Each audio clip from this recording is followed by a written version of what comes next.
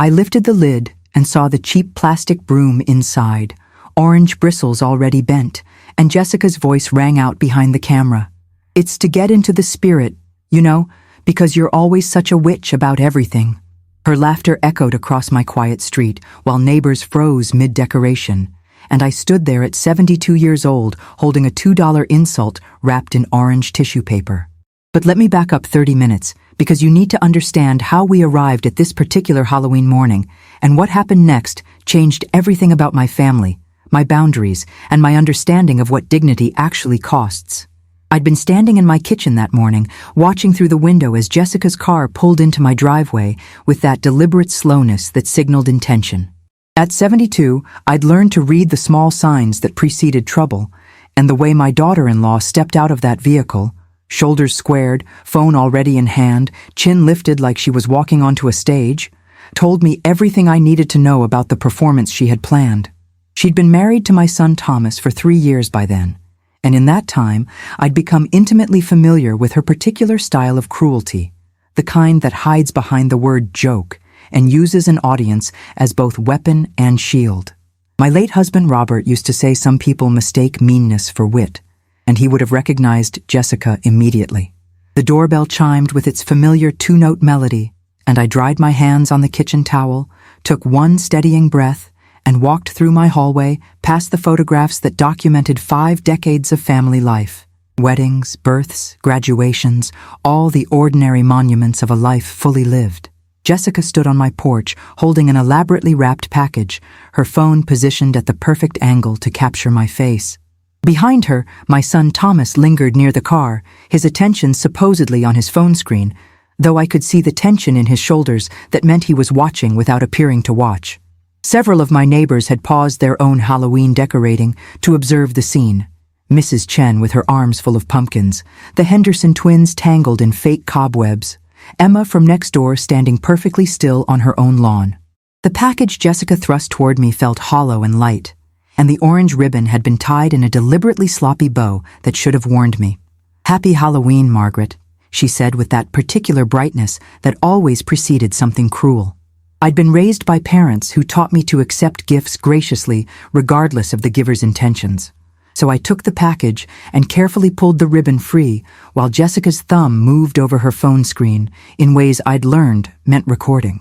Inside the box, nestled in tissue paper like it was something precious, sat a child's toy broom from a dollar store, the kind with plastic bristles and a price sticker still partially visible. The laughter erupted before I'd even fully registered what I was holding. Jessica's voice carried across the quiet street. "It's to get into the spirit, you know, because you're always such a witch about everything." The word witch landed with the weight she'd intended, and I watched Mrs. Chen's face shift from curiosity to shock. Watched the Henderson twins exchange uncertain glances, watched my son finally look up from his phone with an expression I couldn't quite parse. My cheeks burned with the particular heat of public humiliation, that specific shame of being made small in front of people whose respect you value. But I'd survived my husband's long death from cancer 12 years earlier, had raised 3 children through financial hardship and my own mother's difficult final years, had worked 3 decades as a school secretary, managing crises with patience and professionalism. This girl with her phone and her need for viral validation was not going to reduce me to tears on my own doorstep. "Thank you, Jessica," I said calmly, my voice steady even as my hands wanted to shake. "How thoughtful of you to think of me." The response clearly disappointed her. She'd been hoping for tears or anger, some big reaction that would play well for whatever audience she was performing for. Thomas finally moved from the car, his face flushed with what might have been embarrassment or complicity. "Mom, Jessica was just joking around," he said, but his voice carried no conviction, and I realized with a sharp pang of disappointment that my son had known this was coming. He'd stood by while his wife planned this public humiliation, had driven her to my house, had watched it unfold. When had he become someone who chose his wife's cruelty over his mother's dignity? "Of course," I replied, keeping my tone pleasant and even. "A joke. I understand completely." I stepped backward into my house and closed the door with careful gentleness. Refusing to slam it would deny Jessica the dramatic ending she wanted, and stood in my own hallway, listening to their muffled voices through the wood, then the sound of car doors closing and the engine starting. Only when I heard them pull away did I allow myself to lean against the wall, still holding the ridiculous plastic broom, while my heart pounded and my face burned and something fundamental shifted inside me. I would not cry. I would not call Thomas and beg for an apology. I would make dinner. I carried the broom to my kitchen and set it on the counter beside my recipe box, then pulled out the card for my mother's pot roast, the recipe that took 4 hours of patient cooking and filled a house with the kind of aromas that made people remember what family was supposed to mean. I arranged carrots and potatoes and onions around the roast in my heavy Dutch oven, seasoned everything with rosemary from my garden and thyme I'd dried myself last summer, added wine and broth and a bay leaf, then slid the whole thing into the oven and set the timer. The familiar rhythm of cooking steadied my hands and slowed my heartbeat. Through my kitchen window, I could see children already appearing on the street in their costumes. Superheroes and princesses, ghosts made from bed sheets, elaborate store-bought outfits that must have cost more than my first car. Parents followed with phones raised, documenting everything, and I wondered when we'd all become so obsessed with capturing moments instead of living them. The doorbell would ring all evening with trick-or-treaters, and I would answer with a smile and a bowl of good chocolate bars because children deserved better than my bitterness. At 6 o'clock, my timer chimed, and the doorbell rang at the same moment, and I checked the roast, meat falling tender off the bone, vegetables caramelized and perfect, before walking to answer the door. Emma stood on my porch with her granddaughter Lily, who was dressed as the most elaborate witch I'd seen all day, complete with a purple velvet dress and a proper hat with a wide brim. The irony of the moment was so sharp it almost made me laugh. "Trick or treat," Lily sang out, her pillowcase already half full of candy, and Emma met my eyes with an expression that told me she'd witnessed this morning's performance and understood exactly what it meant. "Margaret, we're not interrupting your dinner preparations, are we?" Emma asked carefully, her voice gentle with the kind of concern that comes from 3 decades of being neighbors and occasional friends. "Not at all," I assured her, dropping chocolate bars into Lily's bag while taking in the details of the costume. The striped stockings, the buckled shoes, the broom that looked like it had been crafted from real straw and polished wood. "You're the most beautiful witch I've seen all day, Lily." The child beamed up at me, and Emma squeezed my hand briefly before they continued down the sidewalk toward the next house. The evening unfolded in waves of small, costumed bodies, each ring of the doorbell bringing a fresh surge of laughter and excitement that had nothing to do with cruelty or performance. Between visitors, I set my dining room table with the good china Robert and I had received as a wedding gift 49 years ago. White plates with delicate blue flowers, each piece carrying the weight of decades of family meals and celebrations and ordinary Tuesday dinners that became precious only in retrospect. I folded cloth napkins, arranged silverware in the proper configuration my mother had taught me, filled crystal water glasses that caught the light from the chandelier. If Jessica wanted to cast me as the villain in her personal narrative, then I would play the role with more dignity and grace than she could imagine. At 7:15, Thomas's car returned to my driveway, and I watched through the window as they sat inside arguing, Jessica's hands moving in sharp gestures while Thomas gripped the steering wheel like it might save him. The argument lasted several minutes before they finally emerged and walked toward my house with the careful spacing of people who'd just finished fighting. I opened the door before they could knock. "Come in," I said with genuine warmth, because whatever anger I felt toward them wouldn't be performed through cold hospitality. "Dinner is ready." The surprise on Jessica's face was immediate and unmistakable. She'd expected me to cancel, to punish them with my absence, to give her more ammunition for whatever narrative she was building. Instead, I stepped aside and gestured them into the warmth of my home, where the smell of pot roast mingled with the cinnamon from the apple pie I'd baked that afternoon. Thomas kissed my cheek in that automatic way that came from 38 years of being my son, and I saw Jessica's eyes narrow at the casual intimacy of the gesture. "Smells incredible, Mom," Thomas said, relief flooding his voice. "It's your favorite," I replied simply. "I thought we should have a proper meal together." Jessica's phone remained in her hand, though she hadn't yet raised it to recording position, and I wondered what part of the evening she planned to document next. We sat down to dinner, and the meal began with excruciating politeness. I served generous portions of pot roast and vegetables, poured red wine for the adults, asked about their week with the kind of genuine interest that comes from actually caring about the answer despite current tensions.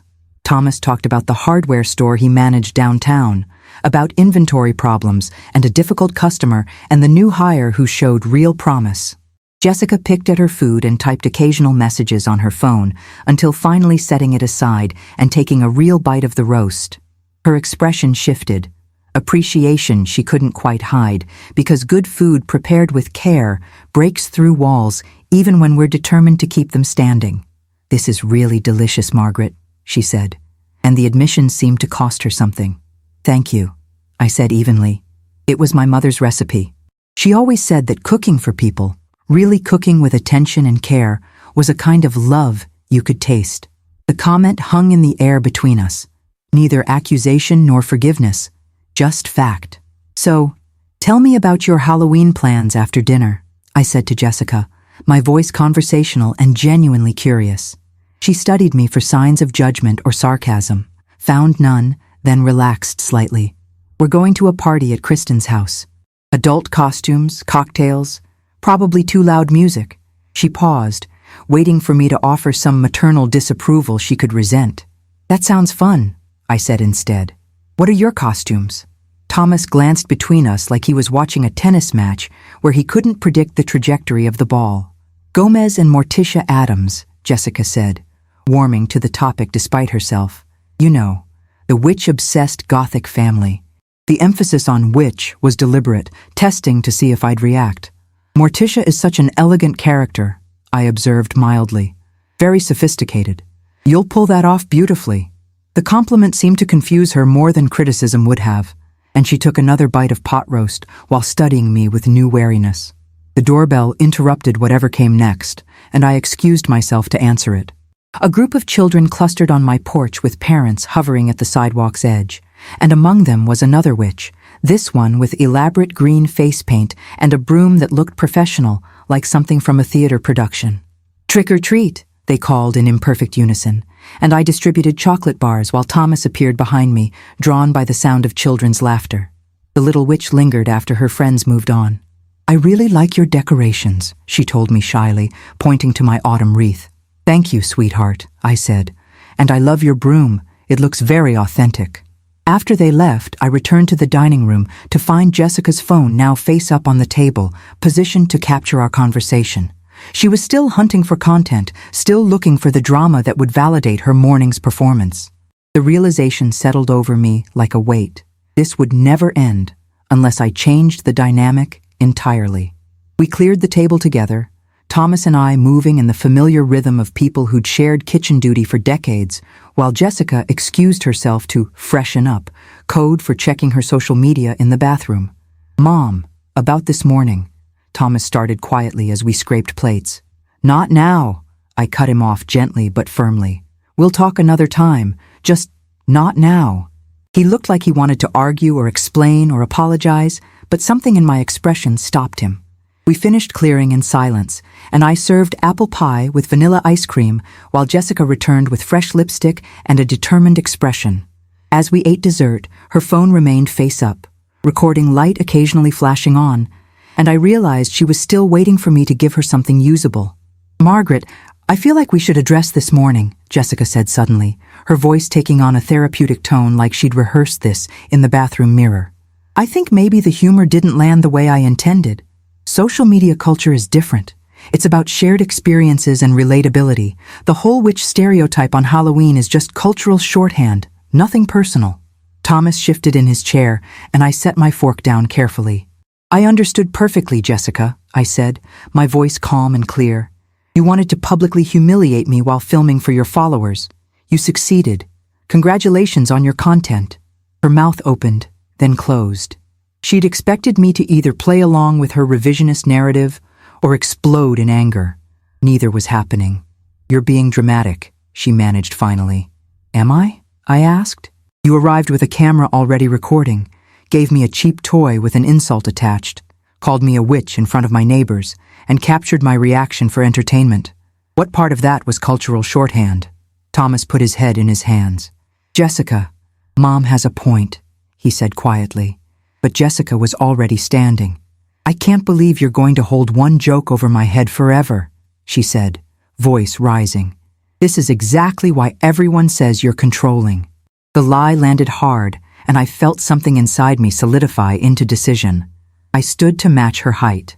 I think you should both leave now, I said quietly. Thank you for coming to dinner. Thomas looked stricken. Mom, we don't need to leave. Let's just sit down and talk about this calmly. But I was already walking to the front door, opening it to the October night. Cool air rushed in, carrying the sounds of distant laughter. I need some space, I told him. Enjoy your party. Drive safely. Jessica walked out first, heels clicking sharply on my front walkway, and Thomas lingered in the doorway, looking like the boy he'd once been, the one who cried when we fought because he hated any kind of conflict. I'm sorry, Mom, he said softly. I'll call you tomorrow. I watched them drive away, closed and locked my door, then stood in the sudden silence of my house, listening to the grandfather clock tick and feeling the full weight of what had just happened settle over me. I didn't cry. I walked to my kitchen, picked up the plastic broom, and carried it to my study.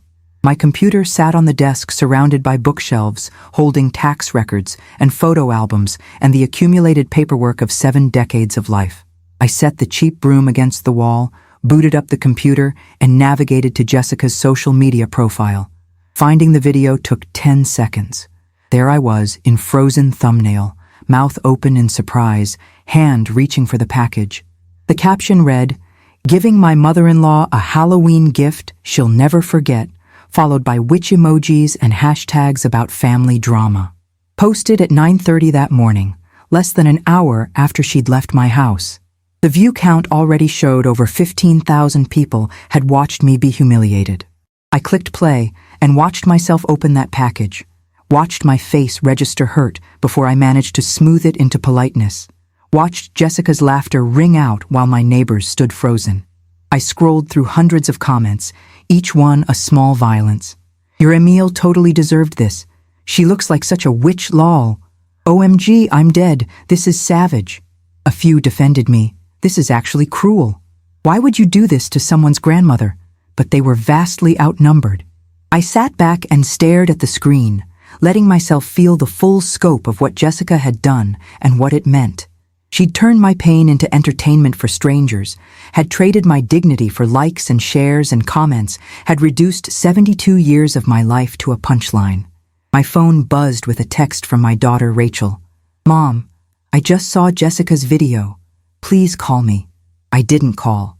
Instead, I sat in the quiet of my study and made a decision that felt both terrifying and exactly right. If Jessica wanted to play games with social media, wanted to perform for an audience, then I would give her a show she hadn't anticipated. The idea formed completely, every detail clear, and I found myself smiling for the first time since that morning. The clock chimed 10, Halloween winding down outside my windows, and I knew exactly what I would do next. I would not be quiet. I would not accept this. I would show Jessica and everyone else what dignity actually looked like. The next morning, I woke early with that particular clarity that comes from finally making a decision after long uncertainty. I dressed in a navy blue pantsuit and applied my makeup with more care than usual, then drove to the costume shop where their Halloween inventory was already marked for clearance.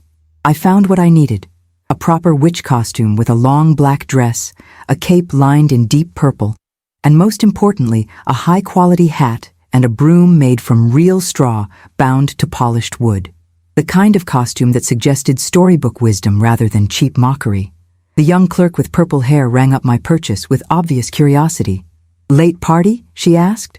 Something like that, I said, handing her my credit card. At home, I tried on the costume and studied my reflection in the bedroom mirror. The dress fell in elegant folds to my ankles, the cape moved with theatrical grace, and the hat sat at an angle that was somehow both dignified and slightly playful. If society wanted to turn elderly women into witches, then perhaps there was power in claiming the role. I took several photographs, selected the best one where my expression conveyed strength rather than anger, Then sat down at my computer and did something I'd never done before. Created a social media account. The process was simpler than expected, though the platform kept suggesting I follow trending topics and add friends I didn't have. I ignored all that and focused on crafting my first post. The title came easily. My daughter-in-law called me a witch, so I decided to own it. Below the photograph of me in full costume, I wrote, "Yesterday, my daughter-in-law gave me a toy broom as a joke and called me a witch in front of my neighbors while filming for her followers. Instead of getting angry, I decided she might be right. At 72, I've earned the right to be witchy. I've survived loss, raised children, built a life, and learned that real magic isn't about pointed hats. It's about dignity, boundaries, and knowing your worth. To all the other witches out there who've been called difficult or demanding simply for having standards, wear the hat proudly. If you're watching from anywhere across America, comment your state, because apparently we're everywhere." I tagged Jessica's account before I could second-guess myself and added her same hashtags. Then I hit post and watched the numbers begin to climb immediately. My phone rang within minutes. Rachel's voice came through breathless with something between shock and laughter. "Mom, what are you doing? I just saw your post and it's already being shared everywhere." "I'm being a witch," I said calmly, sipping my morning coffee. "Apparently that's my role." Rachel made a sound like a suppressed laugh. "You look amazing in that costume, though. Like a dignified fairy tale character. Thomas is going to absolutely lose his mind." "Thomas needs to find his spine," I said more sharply than intended, and Rachel went quiet. "Mom, you're not wrong about any of this. Jessica has been awful, and Thomas has enabled it by staying silent. Do you want me to come over?" "Not yet," I told her. "But thank you, sweetheart. I'll let you know if I need backup." After we hung up, I watched the numbers on my post continue climbing. Views, likes, shares, all accumulating faster than I could track. Comments poured in from women across the country sharing their own stories of family disrespect and boundary violations, and I read each one with growing recognition that I wasn't alone in this experience. By noon, my post had 10,000 likes. By evening, it had gone genuinely viral, shared across multiple platforms and picking up attention from accounts with massive followings.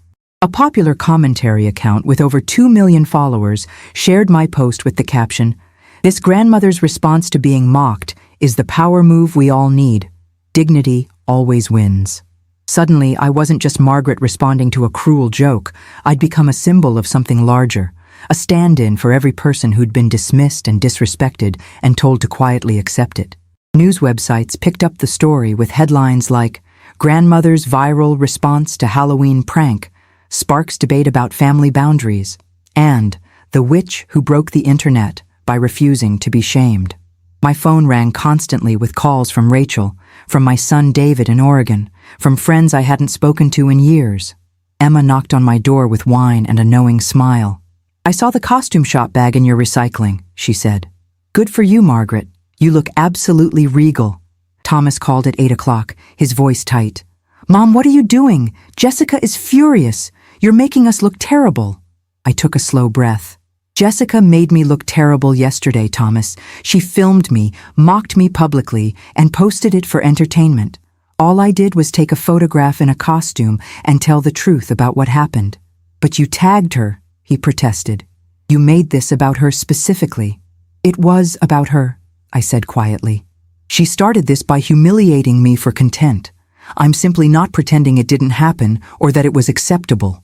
I could hear Jessica's voice in the background, shrill and demanding. "She wants you to take the post down," Thomas said. "Delete it. She says you're destroying her reputation."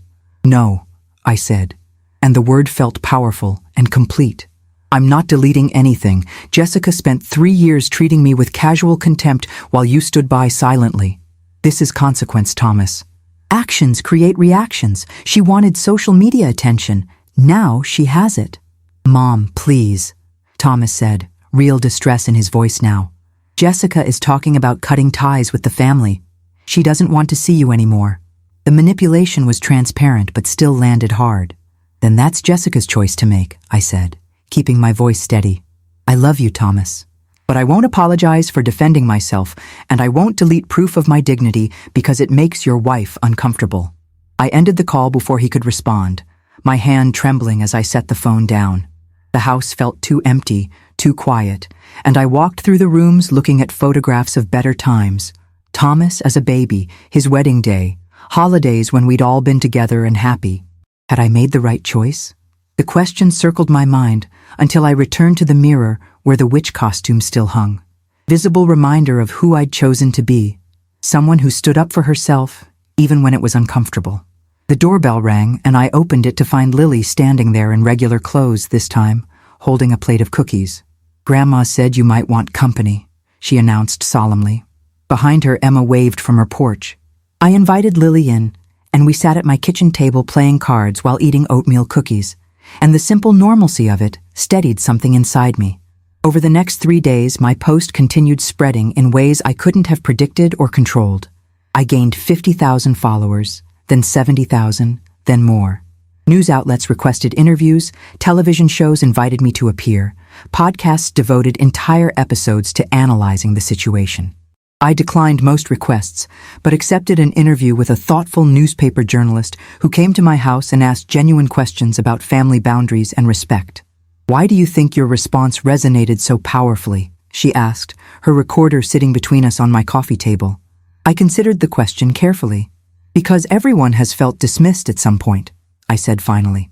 "Because we teach people, especially women and especially older women, to absorb disrespect quietly, to be nice, to keep the peace. When someone finally says, 'I won't accept this,' it gives others permission to examine their own situations." The article appeared Sunday morning under the headline, "The Witch Who Won Halloween," and included my photograph in costume alongside extensive quotes from our conversation.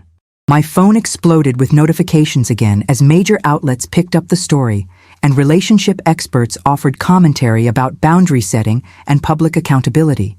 Jessica's original video, which had seemed so triumphant when posted, now looked small and cruel by comparison. The comments on her post turned sharply negative. "Why would you humiliate someone's grandmother like this? The way she laughs while filming is disturbing. This is just mean-spirited bullying." Jessica locked her account and posted a defensive statement about cancel culture and people misunderstanding context, but the damage to her reputation was already complete. Meanwhile, my post accumulated hundreds of thousands of likes and was shared across demographics I'd never expected.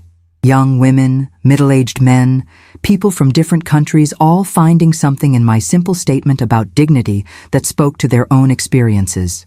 I'd become accidentally famous for refusing to be quietly humiliated, and while the attention was overwhelming, I also felt a strange sense of vindication. I hadn't been wrong to feel hurt. I hadn't been oversensitive. The world agreed that what Jessica did was cruel, and my response was appropriate. That validation mattered more than I'd expected. Thomas called again on Monday evening, and this time his voice sounded different. Exhausted maybe, or simply defeated. "Mom, can I come over? Just me, not Jessica." I hesitated, then agreed. He arrived 30 minutes later, looking like he'd aged years in a single week, and we sat in my living room where we'd had countless conversations throughout his life. For several long minutes, neither of us spoke, and then Thomas said quietly, "I've been a coward." I waited. "Jessica showed up to humiliate you, and I let it happen," he continued, voice rough. "I told myself it was just a joke, that you were being too sensitive, that I needed to support my wife. But I watched that video again, really watched it this time, and I saw your face when you realized what was happening. I saw you choose grace instead of anger, and I stood there doing nothing while my wife mocked you for entertainment." He rubbed his eyes in that gesture I remembered from his childhood when he was struggling with something difficult. "I've read the comments on your post," Thomas continued. "Thousands of people sharing stories about being dismissed and disrespected by family. My own mother's story is among them, and I enabled it. I chose Jessica's cruelty over your dignity, because confronting her was harder than disappointing you." He looked directly at me. "Jessica and I started couples counseling on Wednesday. She's angry about the attention your post received, but underneath that I think she's ashamed. She didn't expect consequences. She thought she could mock you and move on, and that you'd accept it like you've accepted 3 years of smaller cruelties. I absorbed this carefully, testing it for sincerity. "What happens now?" I asked. "Now I have to decide if my marriage can survive Jessica becoming someone better," Thomas said bluntly. "She needs to own what she did, really own it, not just issue a social media apology. And I'm not certain she's capable. And I need to figure out how I became someone who would stand silent while my wife bullied my mother." He met my eyes. "Can you forgive me?" I thought about forgiveness and its complexity. "I can forgive you," I said slowly. "But trust isn't rebuilt with apologies, Thomas. It's rebuilt with consistent action over time. You can't fix this with words. You fix it by being different, by choosing differently when the next conflict comes." He nodded, accepting this. "That's fair." We talked for another hour, really talked in a way we hadn't in years, about his marriage struggles and Jessica's need for validation through social media and his own patterns of avoiding conflict. When he finally left, I sat alone, feeling both emotionally exhausted and cautiously hopeful. The viral attention was already beginning to fade as the internet moved on to its next drama, but the shift in my family dynamics felt more permanent. I'd drawn a line and refused to cross back over it, and now everyone had to decide which side they'd stand on. That night, I took off the witch costume for the last time and hung it in my closet, where it would remain as reminder rather than costume. November arrived quietly. My social media following stabilized around 70,000 people who seemed genuinely interested in my occasional posts about gardening and recipes rather than family drama. I'd learned that parts of social media could be pleasant, sharing ideas, making connections, without requiring performance or conflict. Thomas visited regularly now, always alone, and we slowly rebuilt trust through consistency rather than grand gestures. Jessica remained notably absent, though Rachel told me she'd deleted all her social media accounts and started seeing a therapist twice weekly. Then 3 weeks before Thanksgiving, an envelope arrived with no return address, just my name in careful cursive. Inside was a 3-page handwritten letter from Jessica. "Margaret," it began, "I've spent the past month in therapy, trying to understand why I did what I did on Halloween. My therapist says I have deep insecurity and a desperate need for external validation. She says I've been using social media to feel powerful by making others feel small. None of this excuses what I did. I was cruel. I humiliated you publicly because it made me feel clever and because I thought your kindness meant you were weak." The letter continued in that vein, detailing Jessica's growing recognition of her behavior patterns and the therapeutic work she was doing. The final paragraph read, "I don't expect forgiveness. I don't know if I deserve the chance to apologize face to face, but I want you to know that your viral post did something my family and friends couldn't. It forced me to see myself clearly. You responded to cruelty with dignity, and somehow your dignity broke through my defenses in a way anger never could have. If you're willing to meet before Thanksgiving, I'd like to apologize properly. If not, I understand completely. Either way, I'm sorry."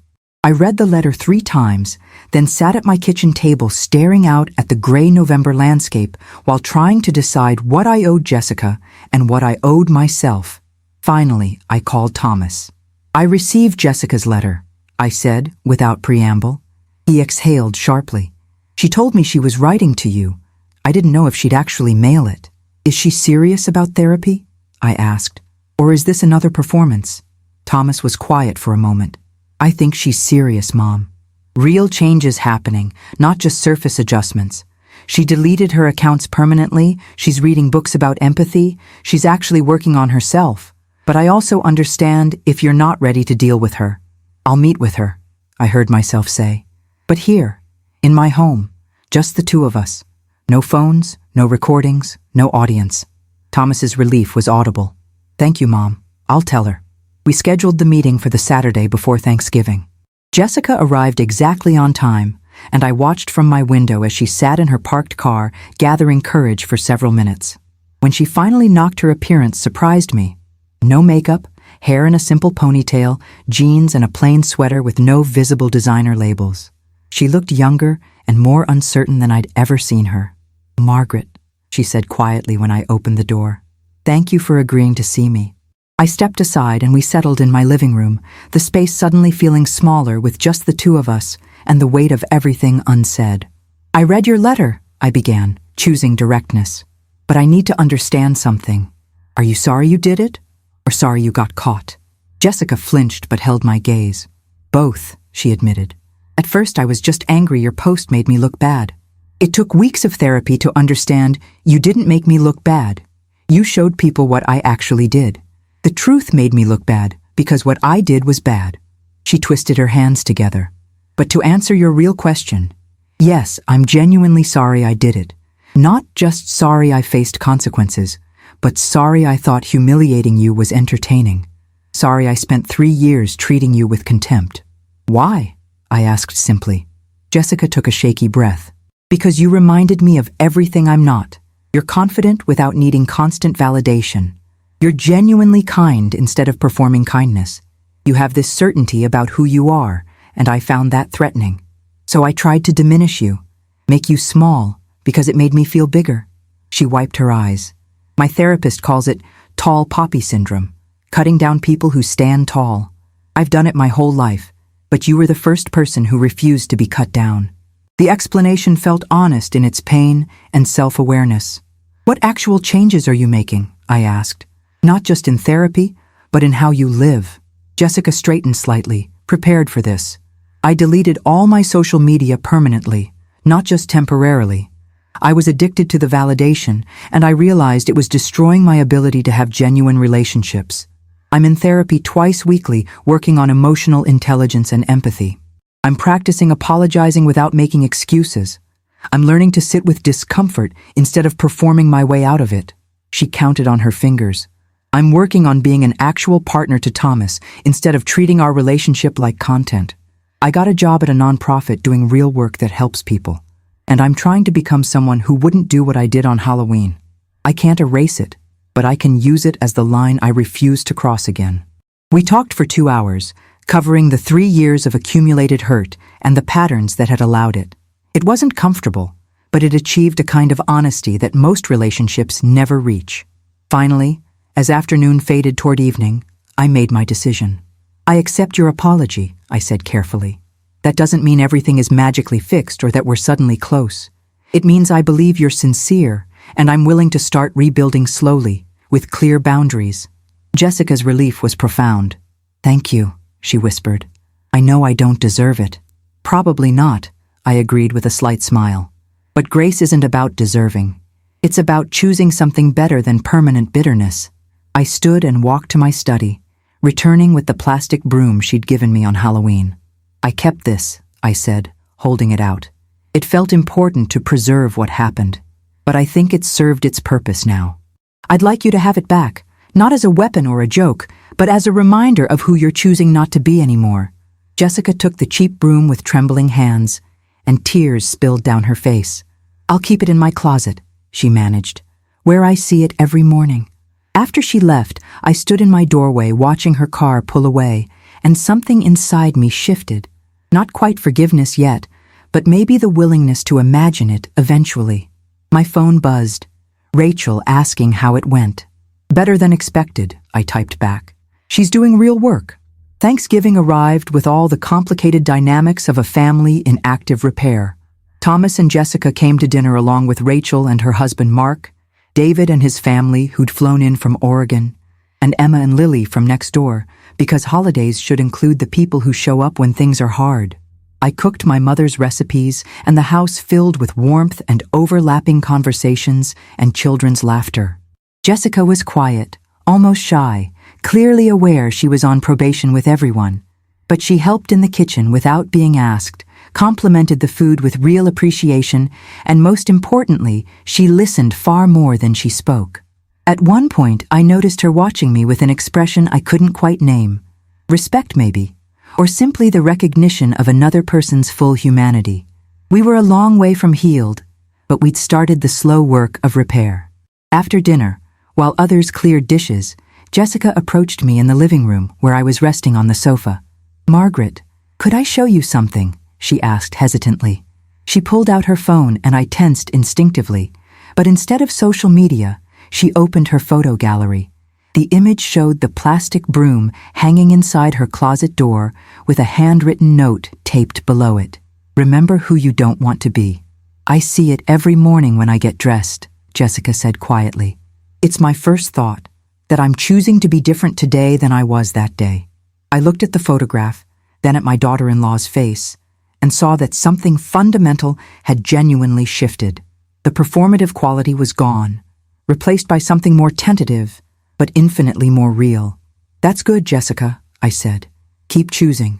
The evening wound down with coffee and pie, families gathering coats and saying goodbyes, and I felt cautious peace settle over me. The damage couldn't be instantly erased, but repair had begun in earnest. Thomas stayed after everyone left, helping me load the dishwasher in the quiet kitchen. "Thank you for giving her another chance," he said softly. "Thank you for finally finding your spine," I replied, but gently. He laughed, surprised. "Fair point." After a moment he added, "Did you ever imagine, when Jessica gave you that broom, that it would lead to all this?" I thought about Halloween morning, the humiliation and hurt, and the decision I'd made to not stay quiet. "No," I admitted. "But sometimes the worst moments crack us open in ways we didn't know we needed. Jessica's cruelty forced me to stop being quietly accommodating. Your complicity forced you to examine what you were allowing. The whole situation forced us all to be honest about patterns we'd been ignoring for years." December arrived with cold winds and early darkness. My viral moment had faded completely from public memory, replaced by newer dramas and scandals as the internet moved relentlessly forward.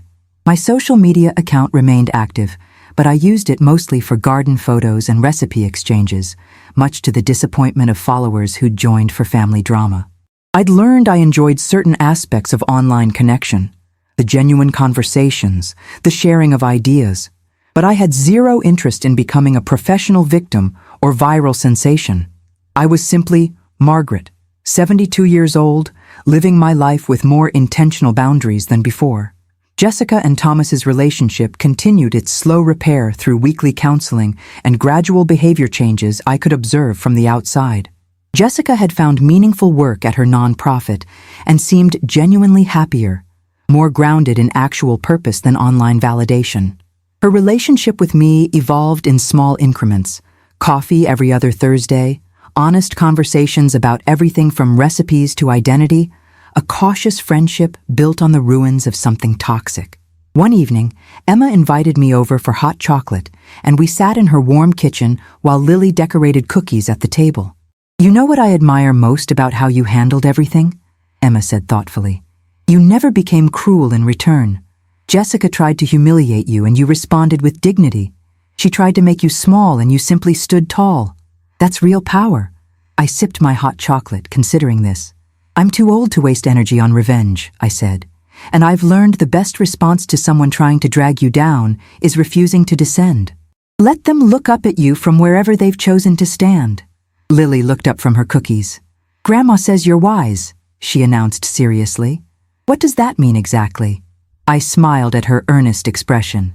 "It means I've made enough mistakes to finally learn from them," I told her. "That's really all wisdom is.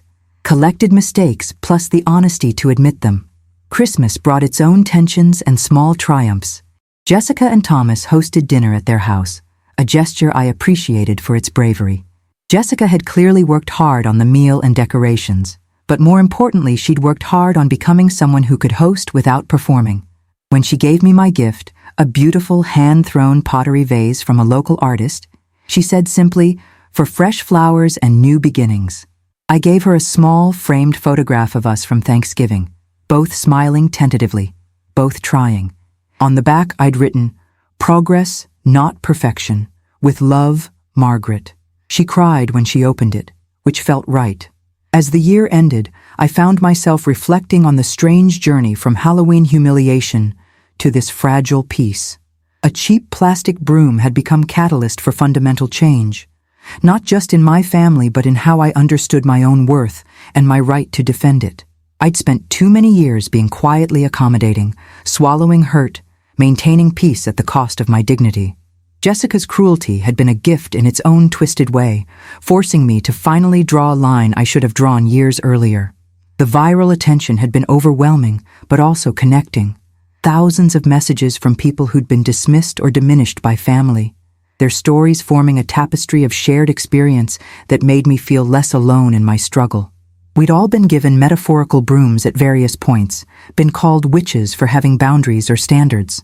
By February, Jessica and I had built something I wouldn't have predicted: actual friendship. We met regularly for coffee and talked about everything: books, politics, her therapy insights, my gardening plans, deeper questions about identity and growth. She was remarkably intelligent when she wasn't performing for an audience, and I found myself genuinely enjoying her company. "You know what's strange?" Jessica said during one of our coffee dates, stirring her latte absently. "I spent 3 years trying to make you miserable, and now you're one of the only people I feel like I can be completely real with." I considered the paradox. "Maybe because we've already seen each other at our absolute worst," I suggested. "There's a strange freedom in having nothing left to hide or protect." She nodded slowly. "I'm still trying to figure out who I am without constant audience feedback. It's harder than I expected." "Most worthwhile things are," I said, "but you're doing the work consistently. That's what matters." In March, something unexpected arrived in my mailbox: a letter from a publishing house in New York. Someone had sent them the newspaper article about the viral Halloween incident, and they wondered if I'd be interested in writing a book about family boundaries, dignity, and relationships in the social media age. I actually laughed when I first read it, then showed the letter to Rachel during her weekly visit. "Are you going to do it?" Rachel asked, clearly intrigued by the possibility. I thought seriously about the offer. "I don't know," I admitted. "I'm not a writer or an expert. I'm just someone who refused to be quietly humiliated." "That's exactly why you should write it," Rachel argued. "You're not trying to be some guru selling perfect solutions. You're just honest about what happened and what you learned." I promised to consider it carefully. Over the next several weeks, I did consider it seriously, thinking about all the messages I'd received, the shared stories of hurt and resilience, and people finding their voices after years of silence. I thought about what I'd learned through this painful experience and what I might offer others walking similar paths. Finally, I called the publisher and accepted. Writing the book took 6 months of work at my desk in the study where that plastic broom had once leaned against the wall. I typed out the whole story in careful detail: Halloween morning, the viral post, the family rupture, Jessica's apology, the slow repair work. Jessica contributed her own perspective for chapters dealing with her actions and growth, which was painful for both of us, but also cathartic. Thomas wrote about enabling behavior and the wake-up call he'd needed. Even Emma and Lily made appearances, representing the community witnesses who see family dysfunction but often don't know how to help. The book became a meditation on dignity, accountability, and the unglamorous work of genuine repair. We titled it The Broom, a story of humiliation, dignity, and unexpected transformation, with cover art showing a broom transforming into flowers. Jessica's idea, surprisingly. The book published the following October, almost exactly 1 year after the original incident. It sold steadily rather than spectacularly, finding its audience among people exhausted by toxic family patterns and hungry for stories of real change rather than easy resolutions. I did a modest book tour, speaking at libraries and community centers about boundary setting and the difference between forgiveness and reconciliation. Jessica accompanied me to several events, willing to publicly own her past cruelty and discuss her ongoing growth. These joint appearances were powerful. The woman who'd caused harm and the woman who'd received it, now working together to help others navigate similar dynamics. People responded to the authenticity, to the messiness of actual repair work rather than neat before and after narratives. At one library event in Iowa, a woman approached me during the signing period. "My daughter-in-law has made my life miserable for 15 years, she said quietly, voice shaking. "I've stayed silent because I was afraid of losing access to my grandchildren. But your book helped me understand that teaching my grandchildren to witness disrespect isn't actually protecting them. It's teaching them that this is normal." She paused, tears in her eyes. "I spoke up last week, set real boundaries for the first time. My son was angry initially, but then he said something that shocked me. He said he'd been waiting years for me to stop accepting his wife's behavior because he didn't know how to address it himself without my permission. We started therapy together, all three of us. I took her hand across the signing table, feeling the tremor in her fingers. "That takes tremendous courage," I said with complete sincerity. "I'm genuinely proud of you." These moments made the entire experience worthwhile. Not sales figures or reviews, but the conversations the book sparked. People began examining their own family dynamics, questioning patterns they'd accepted as inevitable. Some relationships improved through honest conversation. Others ended, but even those endings felt healthier than the toxic connections they replaced. Jessica flourished in unexpected ways through all of this. Her nonprofit work led to a promotion into program management, and she discovered genuine fulfillment in helping vulnerable populations rather than curating an image for strangers. Her relationship with Thomas deepened as it became more honest and less performative. And her relationship with me, once defined entirely by contempt and manipulation, evolved into something neither of us could have imagined that Halloween morning. We weren't best friends in any conventional sense, but we were family in the truest meaning. People who deeply hurt each other, done the unglamorous work of repair, and chosen to keep showing up even when it was uncomfortable. The plastic broom, that $2 symbol of cruelty that had somehow catalyzed transformation, eventually found its permanent home in a shadow box in my study alongside the newspaper article and a printed screenshot of my viral post. Not as trophy or weapon, but as honest record of what happened and what we all chose to do about it. As I write this now on another Halloween evening, 2 years after Jessica's gift, my house is peaceful. I've spent the evening answering my door for trick-or-treaters, smiling at the parade of witches and superheroes and elaborate costumes that must have cost a fortune. The witch costume from my viral moment still hangs in my closet, though I haven't worn it since that single photograph. I don't need to wear it to remember its lesson. That dignity doesn't require silence, that speaking up for yourself isn't cruelty, that sometimes the worst moments crack us open into better versions of ourselves if we're willing to do the uncomfortable work. My doorbell rings one final time and I open it to find Jessica and Thomas standing on my porch, holding a wrapped package between them. "Happy Halloween, Margaret," Jessica says, and I hear genuine warmth in her voice, the kind that can't be faked or performed. Thomas smiles beside her, relaxed in ways he wasn't 2 years ago. "What's this?" I ask, accepting the package with curiosity. "Open it and see," Jessica says softly. I unwrap the paper carefully and lift the lid to find a small sculpture nestled in tissue. A witch's broom crafted from copper wire and tiny glass beads mounted on polished wood base. It catches the porch light and throws delicate rainbows across all our faces.